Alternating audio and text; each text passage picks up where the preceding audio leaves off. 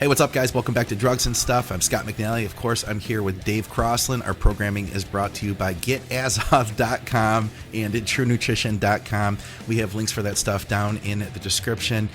We've got drugs in the news today. We have a couple stories that we're going to try to get to, including one that says that people who use over-the-counter supplements are more likely to use steroids.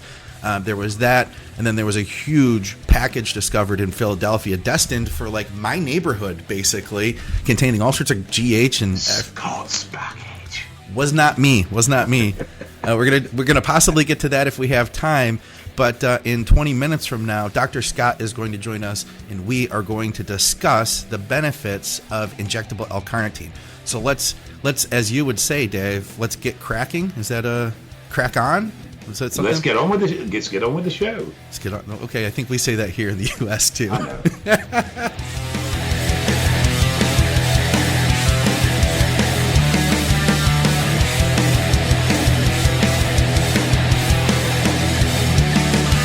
I'm going to try and speak American today. Very good, chap. Yes. Our first story, Dave. Howdy, dude. It's telling us that, let's see if I can bring this up here on my other computer. It's telling us that the use of legal performance-enhancing substances increase the risk of future anabolic steroid use. Young men who use legal performance-enhancing substances were more likely to engage in future anabolic androgenic steroid use compared to non-users of legal performance-enhancing substances among young males. It was associated with a threefold increase or risk of future anabolic steroid use. So they also mentioned that females were not a part of this at all. Chicks didn't give a F.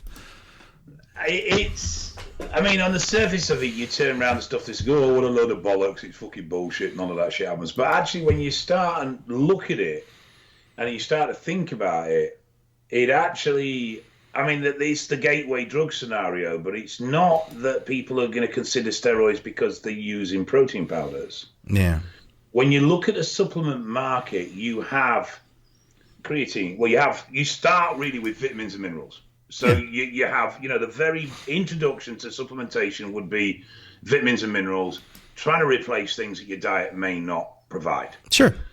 Then you start moving into performance improvers. So stuff like creatine, stuff like pre-workouts, stimulants, things that will give you an edge and help you perform better. Yeah. Shortly after that, you start edging on stuff like Norotin 2, pro-hormones, SARMs. Now, over here, a lot of supplement companies, particularly online ones, sell SARMs. Now, SARMs are not legal for sale. And what they do is they put, this is a research drug, it's not for human consumption, and think that gets them out of it. Yeah. It doesn't. It is very badly policed currently, but it is an area that they've actually formed a whole new regulatory body to, it's not only SARMs they're looking into, but to cover the policing of SARMs, and it's called the Food Crime Unit, National Food Crime Unit. Well, those guys sound scary. The Food Crime Unit. Well, at the moment, they're a bit of a toothless tiger. They rely on other partner organizations to do enforcement. They don't have any legislation supporting them themselves. But there were moves towards legislation just before the COVID lockdown thing, so I wouldn't surprise me if that's not picked up again. The FCU. Into an NFCU, National Food Crime Unit. And one of the things that they particularly have a hot potato about is DMP and SARMs. Okay. So, but at the moment, you go on your supplement online and you buy your protein. Yeah. And you get frustrated. You want a bit more, so you buy a pre-workout and you get a big buzz off that, and your performance in the gym improves slightly. And then you see these compounds advertised as increasing muscle mass, helping fat loss. They're SARMs. Yeah. So they're sold online from a supplement shop. So your immediate mental cognitive reaction to that is they're legal, they're safe, because they're being sold by an online supplement shop. Oh, absolutely. Yeah. So you purchase them, and straight away you've now put a step towards more illicit drugs. Absolutely. And then you may find out later on down the line that SARMs aren't quite what you thought they were, or pro-hormones was another one. A lot of people took pro-hormones not realizing what they actually were. Yeah.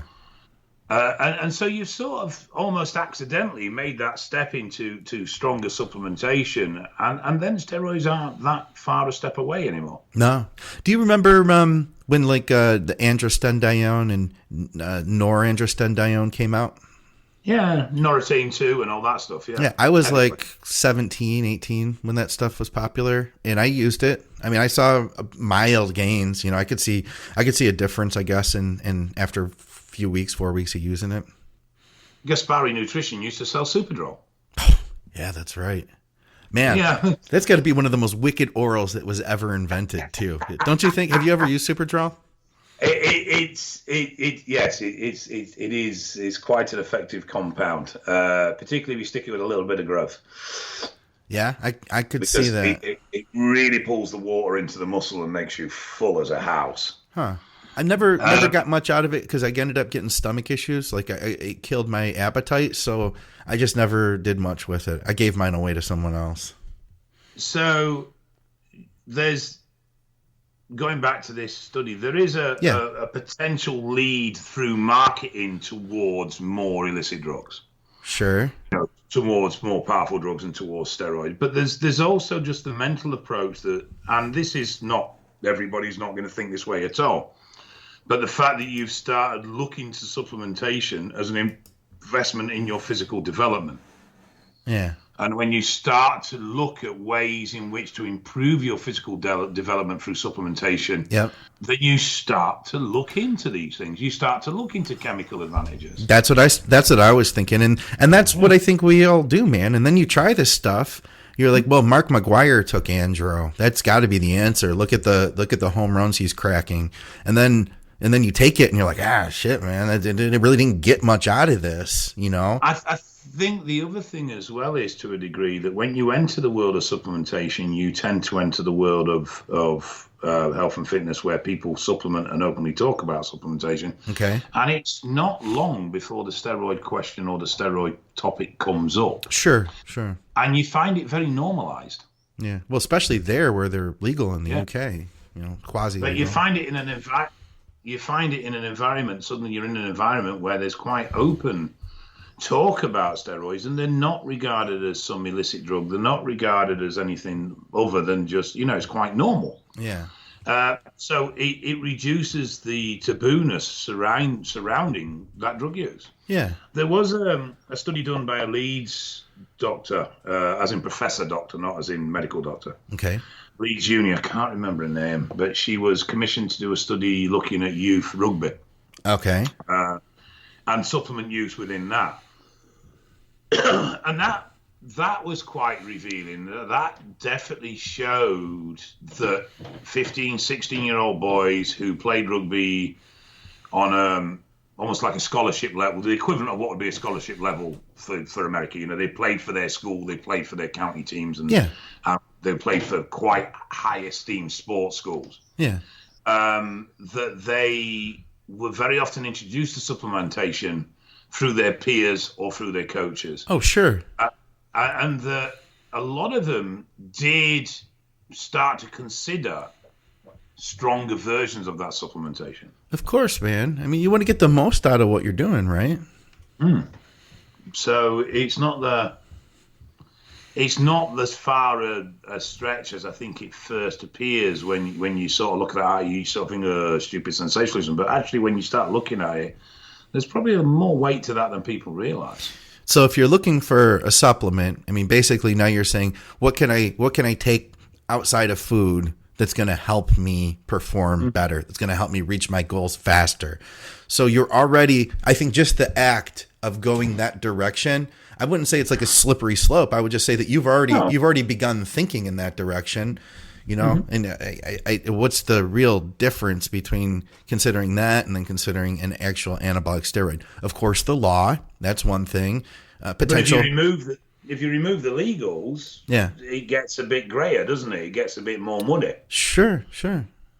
Because technically, especially if it's testosterone, you are to a degree taking a compound that does naturally form in your body.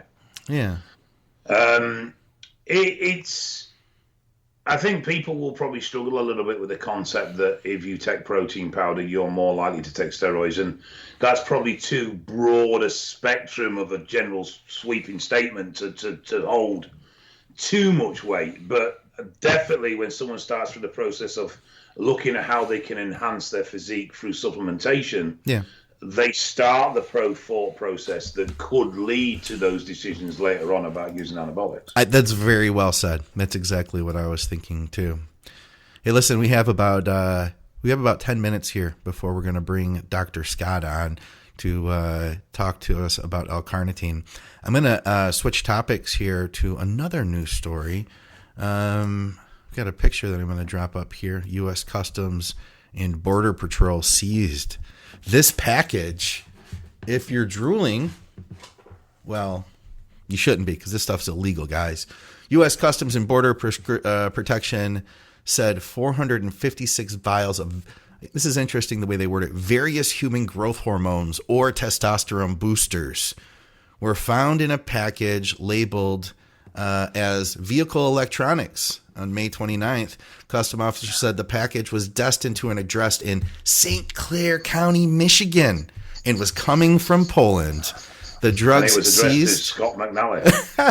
It says they had IPAM, somatropin, melanotin, tesamorelin. Do you know that one? Tesamorelin and Freg 176 to 199. Insulin like growth factor 1 LR3 and mechano growth factor. So, well, the peptide stuff wouldn't be a problem over there, would it?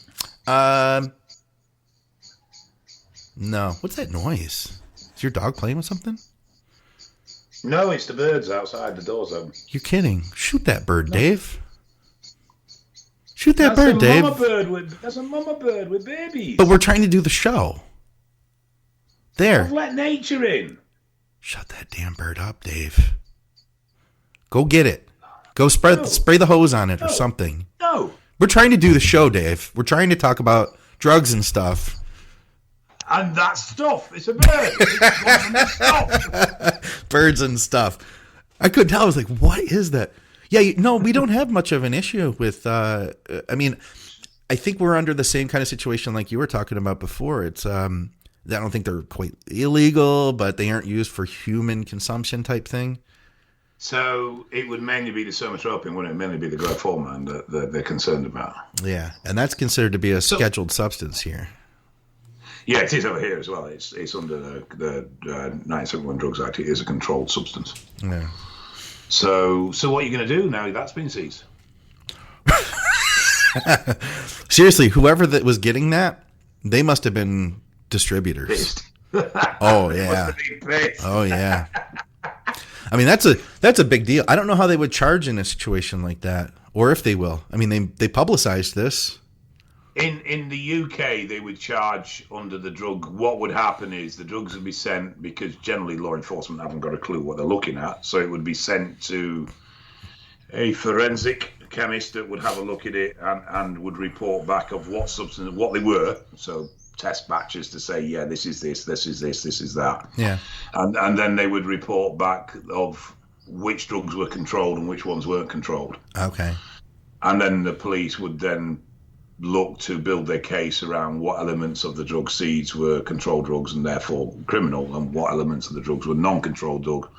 And generally speaking, I don't know if it's the same in the States, but over here, if you have a seizure that's a mixture of drugs, so say you had a seizure that was steroids, growth hormone, peptides, and SARMs. Yeah. Generally, the police would only prosecute the growth hormone and the steroids. They wouldn't prosecute the SARMs and the peptides. Generally, they would just be wiped out. They just wouldn't be considered. Okay. They do have the option to bring in partner organizations like Trading Standards, and Trading Standards could then prosecute the SARMs and the peptides because they are actually breaching trading standards to sell them. Yeah. They're classed as a novel food and are illegal to sell. So, but it's not criminal It's a trading standard issue. That's the problem. It's a sales law issue. So, but very often they won't do the two organisations won't work in tandem on a prosecution unless it's a particularly big one or they've particularly pissed them off. Okay. Yeah. And I imagine, I mean, if you have a mix of things that are like quasi kind of illegal along with things that are real illegal, you prosecute for the real illegal stuff and you probably get what you want out of it anyway. They're going to go to jail. Yeah. It just depends on sometimes they'll get a bee in the bonnet with certain compounds. Or I mean, I know they're pretty hot over here when they do prosecute on cardarine. I remember you mentioning that because one guy got busted real hard for that, right? Yeah, they don't like that at all. And they're particularly hot on DMP. Okay. The young girl died from that over there recently. We've had several deaths over here because of it. Has that made it kind of to it sounds almost like it's made it to the mainstream for fat loss in a way over there. Yeah, it's starting to bridge that gap. Okay. It's starting to bridge that gap, yes. I mean, it works. There's that. Yeah. You know? Yeah, it's they're seeing more of it occur in sort of training related scenarios. Right. Yeah. I remember like one of them was like a college girl who was just trying to lose fat. That was a couple of years. That was I think that was nearly 2 years ago, maybe longer now.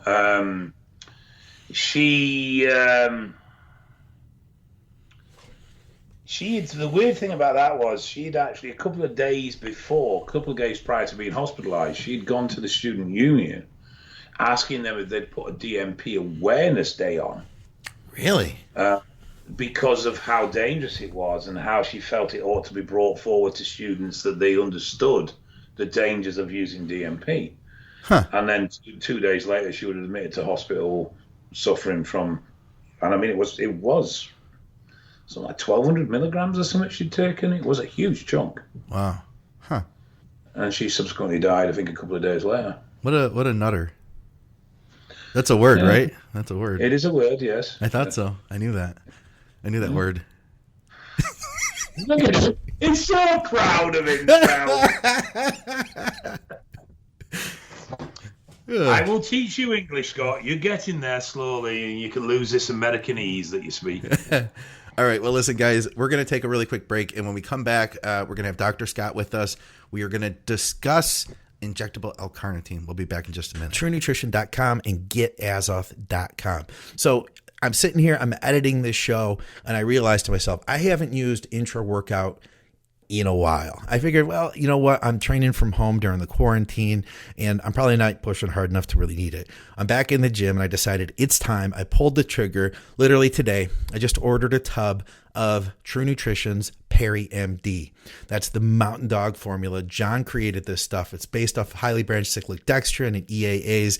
He put the combo together. It tastes delicious. It's a cherry limeade. It mixes nice and thin, so it's not going to like overpower your gut while you're trying to lift. I also picked up their fish oil and their whole food multivitamin because they've got great sports supplements and they also have great health supplements. Now, here's the deal.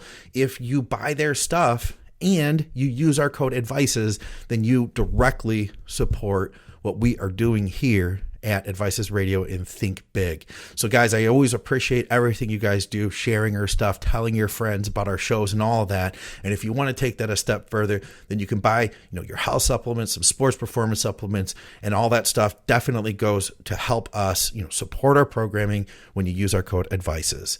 Second, I want to shout out our new great sponsor, GetAzoth.com. I've got links in the show notes to that and to the Amazon. Either place, you can use our code ADVICES10. They have 3 great products now.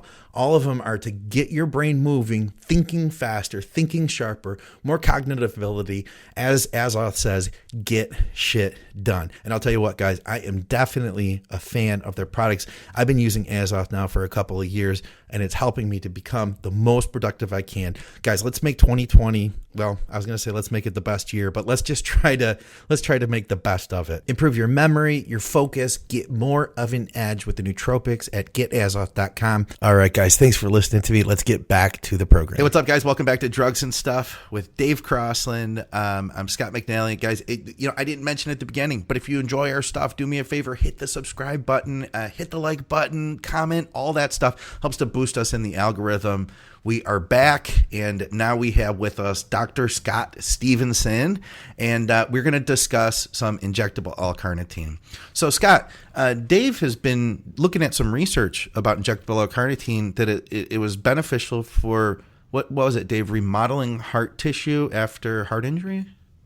Yeah, mainly heart failure. So it was improving myocardium density and overall heart shape, valve shape and size as well, and also in regards to reversing of age-related brain function decline. Nice. And that was at super high doses, right? Yeah, the heart stuff was, I think if I remember rightly, it was 9 grams a day IV. Wow. For a couple of weeks, and then it was a year-long study. I think it was 2 grams a day. Wow. Okay. And then the brain stuff was, I think, 1 gram a day. Right. So and they're proposing this has to do with its role in the L-carnitine acyltransferase enzyme that helps bring fatty acids into the mitochondria, improving mitochondrial function. Yeah, I believe so. How exactly it helps with heart remodeling, I haven't quite grasped yet. I need to have another delve into that one. But the results seem quite impressive. To be fair, it was. I'd have to go look. It took a lot of patients. It was. Sorry, go ahead. Well, as I said, it ended up with pretty much every patient in the study being free of heart meds by the end of the study. Wow. And what was the control group like? Did they have another intend to treat group that they didn't give the carnitine to initially? I don't think so in that. No, I think it was just a straight follow-up treatment. So obviously, like you say, it's open to criticism, but and say the other one was looking at addressing brain deterioration through age, which seemed quite interesting as well. But I need to get it back into them and have a proper delve. I haven't read those. There's really some interesting things because you'll find creatine and L-carnitine, they have a lot of similar effects, or they've got some interesting metabolic. They're both found in meat. L-carnitine, creatine, there's something in cells, the heart, as well as skeletal muscle, all muscle cells. And I don't know about other tissues, but definitely skeletal muscle for sure, and heart, called the creatine phosphokinase shuttle. And basically, one of creatine's roles, aside from just having creatine phosphate, which is an immediate store of energy, can be used to create ATP, the energy currency, is that creatine phosphate is smaller than ATP, so it can diffuse more rapidly. So the idea is, you can sort of see, I'm going to depict this, my little figures here with my hands. So mitochondria are making ATP.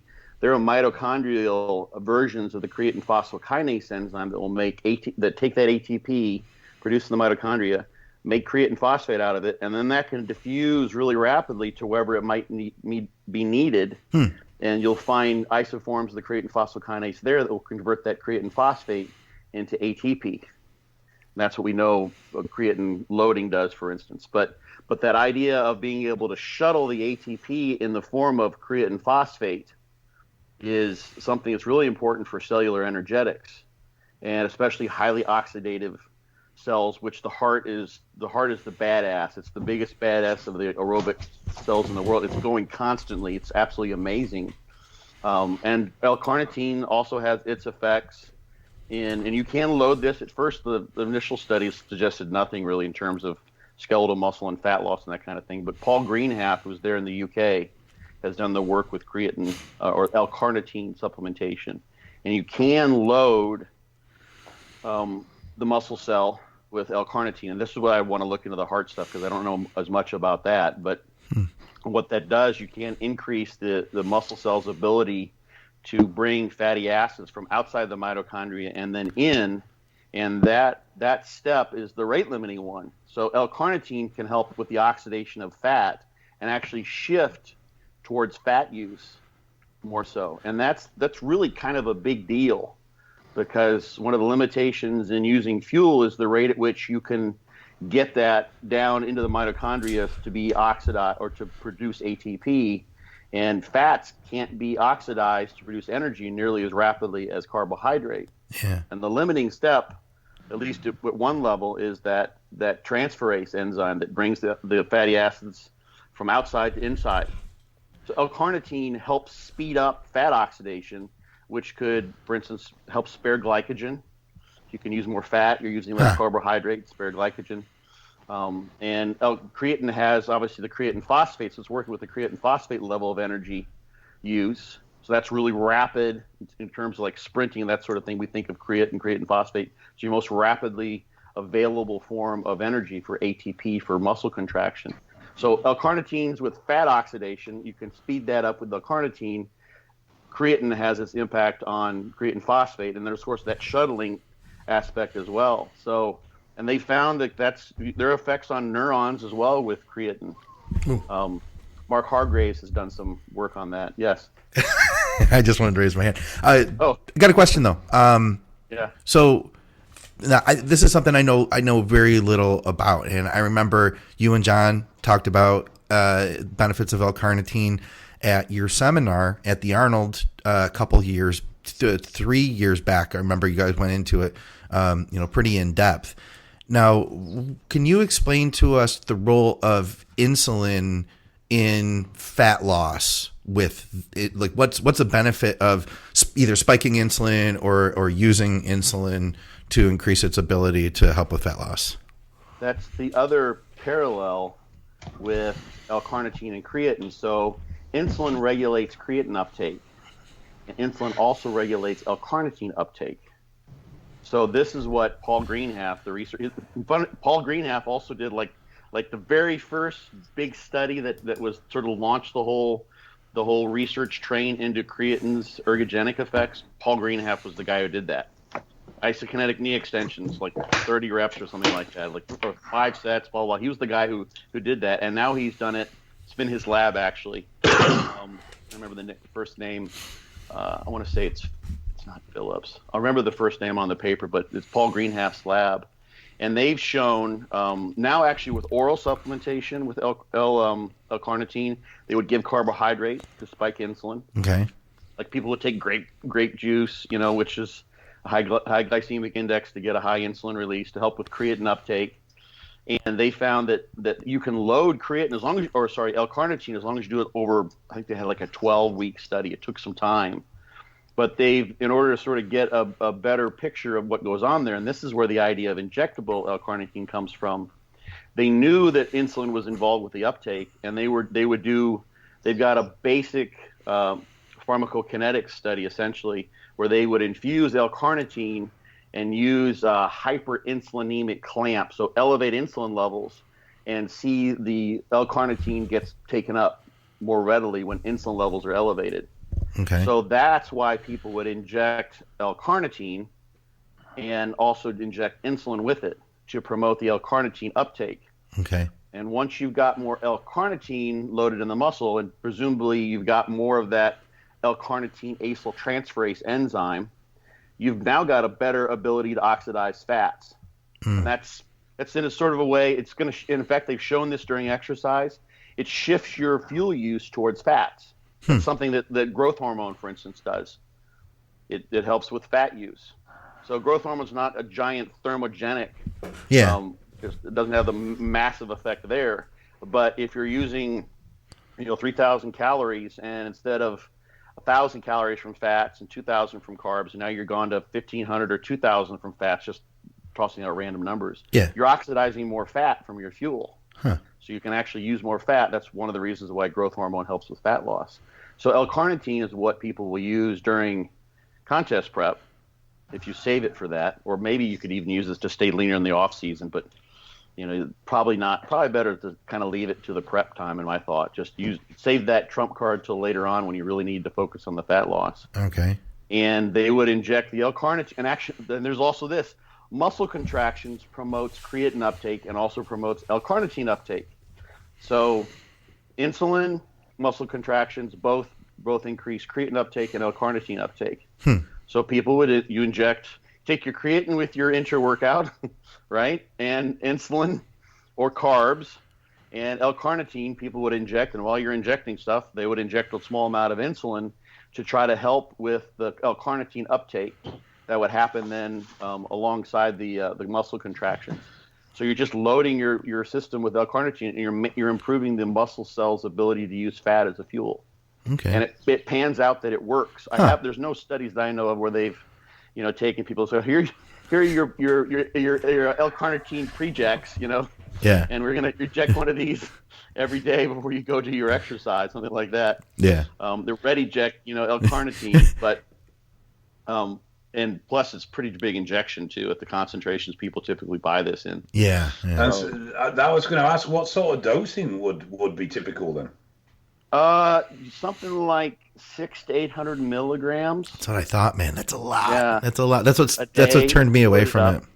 Yeah. So usually that's like, I think it's usually 200 milligrams per mil. Yeah. Yeah. It generally comes in 1,000 milligram per 5 mil vial. Yeah. Yeah. There you go. Or I've seen bigger vials that you can get. In fact, it's funny. Like you can.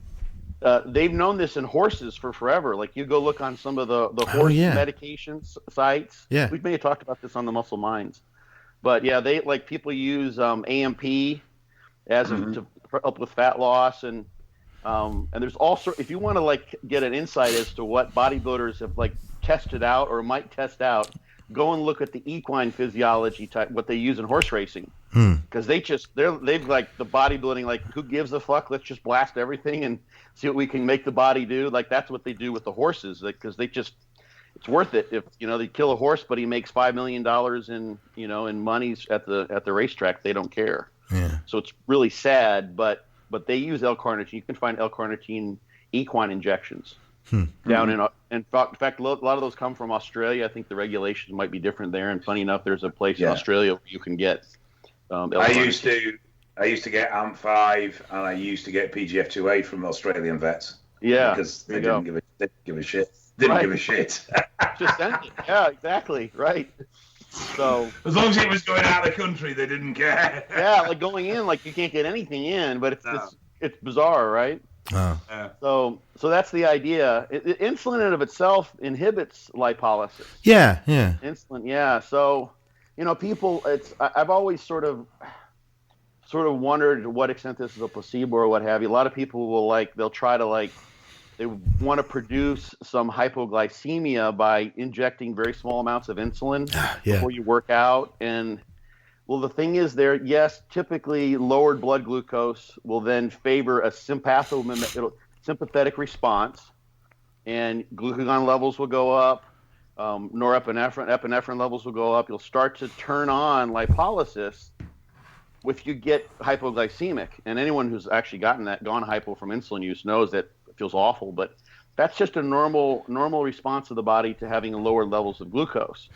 But if you've done that because you've got insulin in the system that's driving the glucose down, you're also inhibiting the lipolysis, the freeing up of the fats that you're trying to get in the first place. You're using an anti-lipolytic hormone, the insulin, to produce the hypoglycemia that you're hoping will then produce lipolysis. Yeah. But you've shot yourself in the foot by using insulin to do that. At least I think so. I think that's I would agree.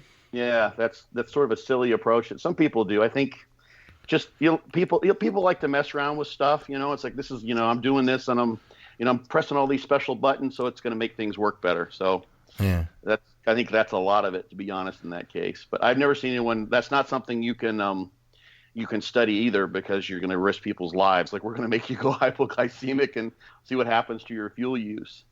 But that can happen with. There are studies. I remember hearing some of my professors talk about this stuff back at when they were first doing some of the carbohydrate feedings, looking at performance. And one of the things they would initially did, not knowing, not really thinking this all the way through, is they would just like give a big bolus load of carbohydrate, and then have these guys do like a lactate threshold running test on a treadmill, or maybe just below that. So they take in like 100 grams of carbs, and they'd start running basically the pace that they could only maintain for like 45 or 15 minutes, and their glucose levels would go up, and then they'd keep on running, and that would drive glucose levels down. And then by the end of the bout, they'd be hypoglycemic. Yeah. They'd be all fucked up. And literally, people were like passing out and that sort of thing because they weren't metering in the glucose. So insulin does that, and it can happen under normal physiological conditions. Anyway, that's kind of off topic, but that's the idea with creatine carnitine parallels are kind of interesting, and that's why people inject insulin with L-carnitine to sort of enhance that. There's probably some plateau, and some people, I haven't ever seen this, so some people say, you have to inject it, and that's the only way to elevate L-carnitine levels, but the oral supplementation will do it. Just takes a while. Yeah. I thought John had said at the seminar that it's like it takes months or weeks, long time before it actually has a benefit versus the injectable is pretty much instant. There's one thing, like for instance, with creatine, I mean, I know the creatine literature, and this has been studied more so, but creatine has a spontaneous degradation to creatinine, which amounts to, it's like a gram or two per day. And if you're eating meat and your body's making up for that, then it will, once you've loaded up above a normal resting level, let's say, your sort of constitutive or your baseline set point for creatine levels, it'll take about 30 days for that to come back down. But you can maintain it just by, 3 or 4 or 5 grams a day.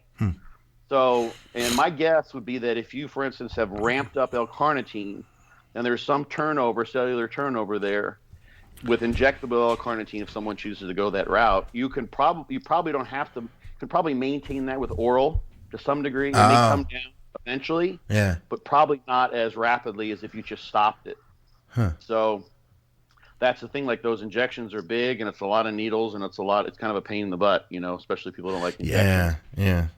So you can probably do that to kind of supplement and sort of, keep the stores topped off, at least to some degree. And I would, still do it, throw that in with your intra-workout, with carbs in it, or a post-workout. So you've got the effect of contraction and insulin coupled with the L-carnitine coming in. Okay. So there's a carcinogenic compound that's formed from L-carnitine consumption, and it's one of the connections between meat eating and colon cancer, supposedly.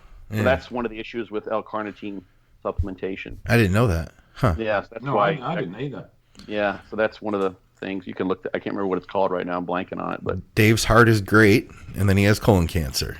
Oh, you're using it for your heart. Okay.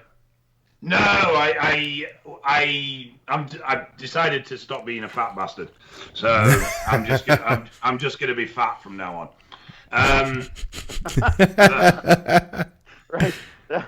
So therapy. I decided to use to give it a shot to see how it was, and it was only when I started. I was having a look to see what there was in regards to the fat burning properties, and I came across an article that was a sort of cover piece that linked to other studies, and it was actually there was more evidence towards the benefit in heart and benefit in brain than there was actually towards the benefit in fat loss. Huh. Yeah.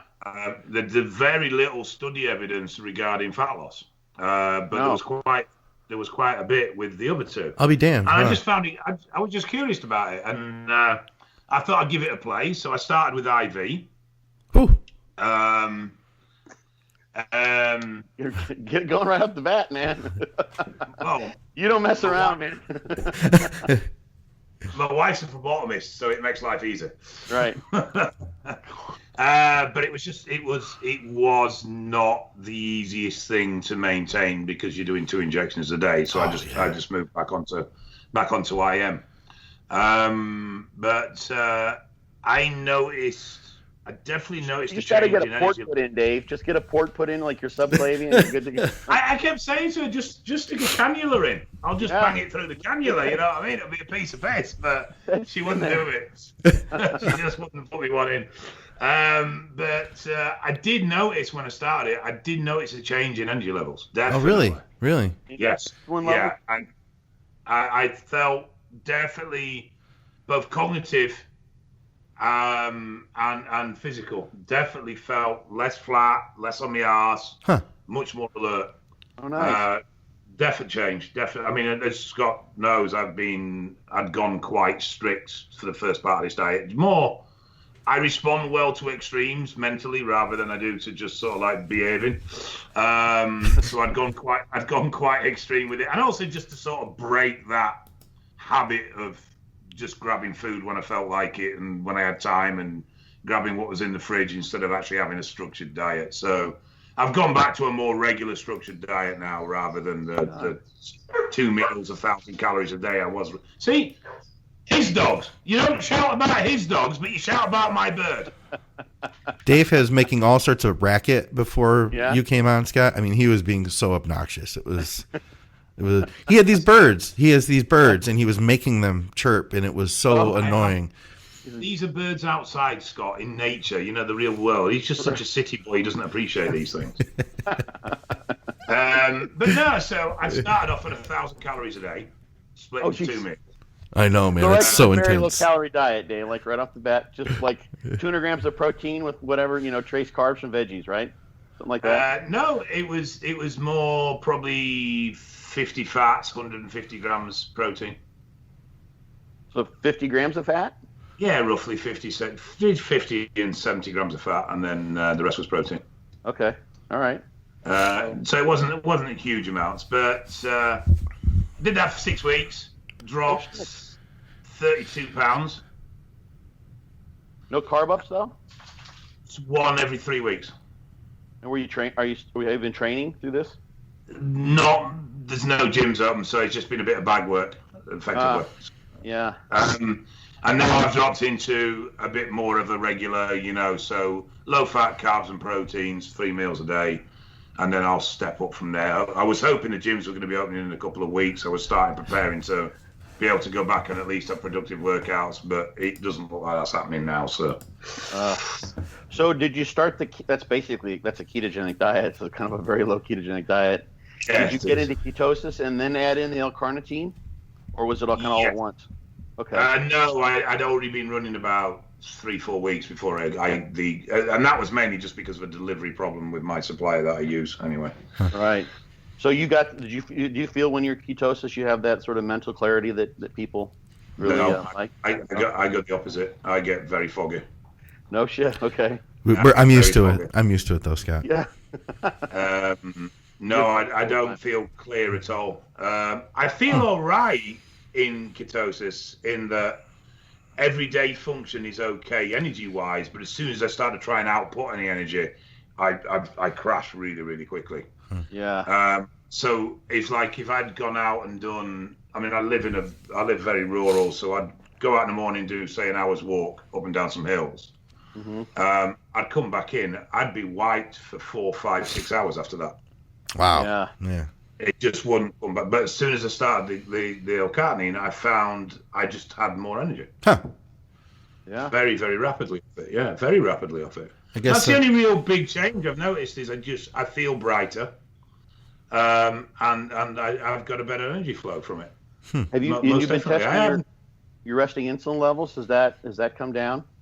No, I haven't actually. I should do really. I know, but I've been a bit slack. It was just more just a case of break this habit I'd got into of just sort of grabbing what I could when I could and get into a more structure. So I started with severe restriction, and once I got my head around that and I was happy with that mentally, right? Because my problem with dieting is not physical, it's mental. It's just I quite literally aren't motivated enough for it. So now I've broke that sort of back of it. I'm finding it very easy to get back into prep and prepare meals and do things a bit more regularly. Your goal back in the day was 400 pounds, right? That was the goal. Yeah. Why don't you make your next goal 4%? Oh, That's quite a goal. Let's not be silly now. Come on. I mean, like, you're on extremes, and he's just basically saying, can't we make the goal 40%? I can achieve that. That's good. Yeah, look at that. Like, I mean, I would love. I'll send you a link. There's a buddy of mine who is a power lifter who, like he set world bench press records in his weight class, and he was just like the same approach as you had. Like, he was like, it looked like he was going to explode most of the time, and his blood pressure was sky high. But he just knew, just being that big and just maximizing all the quote unquote interstitial leverage, he was just a beast. And now he's since retired. He doesn't. I mean, he still lifts like an animal, but he's not trying to break any powerlifting records. And now he's absolutely shredded. It looks phenomenal. It looks crazy. Yeah. One step at a time. I'm just downgrading from sumo to normal. Once we've got past sumo wrestler back down to normal, then I'll consider the next move. Yeah. I'm just trying to, like you kind of said, like you go with extremes. So, they got to dangle the right carrot for you to keep you going. So. All right, guys.